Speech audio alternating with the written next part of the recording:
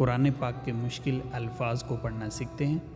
قرآن پاک میں ہے رعاء الناس، یہاں پر ہم نے پہلے حمزہ کو لمبا کر کے پڑھنا ہے کیونکہ اس حمزہ کے اوپر مد ہے، اور دوسرے حمزہ کو ہم نے آگے والے لفظ نون کے ساتھ ملا کر غنہ کے ساتھ پڑھنا ہے۔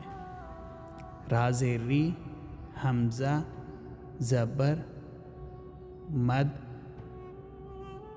الف، آ، حمزہ، الف، مد، زبر، آ، ری، آ، حمزہ نون زبر ان، ری، آ، ان، نون زبر الف، نا، سین زیر سی، ری، آ، ان، نا، سی۔